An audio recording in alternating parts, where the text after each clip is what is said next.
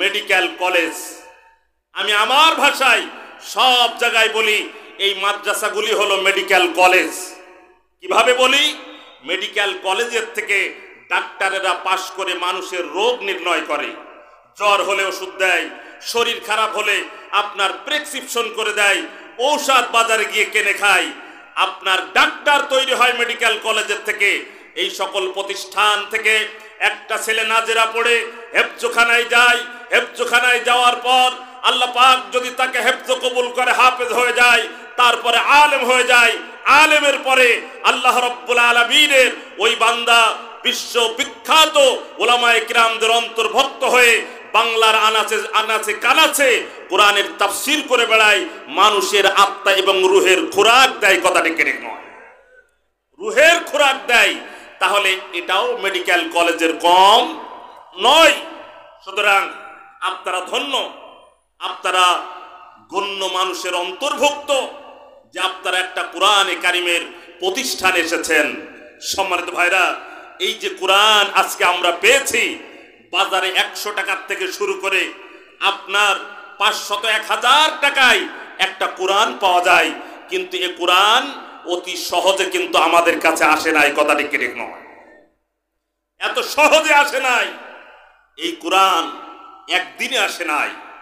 এই কোরআনকে এই পৃথিবীতে নির্মাণ করার জন্য, প্রতিষ্ঠা করার জন্য, এই কোরআনী আন্দোলনের জন্য সাহাবায়ে কিরাম রিদওয়ানুল্লাহি আজমাইন বুকের তাজা রক্ত পর্যন্ত তারা ঢেলে দিয়েছেন। যারা একটা বাড়ি নির্মাণ করেন, যারা একটা ঘর নির্মাণ করেন, ভাই একটা মানুষের পুঁজির সব কিছু প্রায় আপনার একটা ঘরের মাটির নিচেই দিয়ে দেওয়া লাগে। এই কোরআনকে বিজয় করার জন্য, এই কোরআনকে প্রতিষ্ঠা করার জন্য, এই পৃথিবীর আনাচে কানাচে এই কোরআন ছড়িয়ে দেওয়ার জন্য সাহাবায়ে কিরাম রিদওয়ানুল্লাহি আজমাইন তাদের বুকের তাজা রক্ত মাটির নিচেই দিয়ে সেই মাটির উপরে কোরআনের বৃক্ষ আজকে তৈরি হয়েছে। কথাটি ঠিক নয়?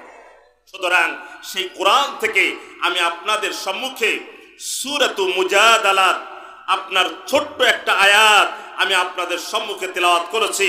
আল্লাহ রাব্বুল আলামিন এই আয়াত থেকে আমাদের কিছু সময় এই কোরআন থেকে আলোচনা শোনার যেন তৌফিক দান করে। জোরে বলি আমিন। সম্মানিত ভাইরা, এই কোরআন কেবলমাত্র মানুষকে সঠিক রাস্তা দেখাতে পারে। এমন একটা কিতাব, যে কিতাব যত পড়বেন তত মজা লাগে, তত ভালো লাগে। আপনি একটা কবিতা পড়বেন, একবার পড়বেন, 2 বার পড়বেন, 50 বার পড়বেন, 100 বার পড়বেন, এরপরে কিন্তু আপনার ও কবিতা আর ভালো লাগবে না। আজকে দেখেন, যারা আমরা 15 বছর 12 বছরের থেকে যারা নামাজ শুরু করেছেন, 10 বছরের থেকে যারা আমরা নামাজ শুরু করেছি, 6 বছর 7 বছরের থেকে যারা নামাজ আমরা শুরু করেছি, আজ 70 বছর পর্যন্ত 5 ওয়াক্ত নামাজে প্রত্যেকটা রাকাতে সূরা ফাতিহা পড়া হয়।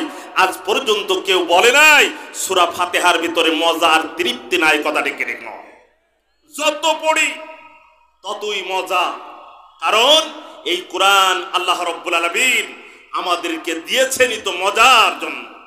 এই পৃথিবীর নির্লজ্জতা, বেহায়াপনা, অশ্লীলতা, পাপাচার সব কিছু নির্মূল করতে পারে একমাত্র মহাগ্রন্থ আল কোরআনে কারীম।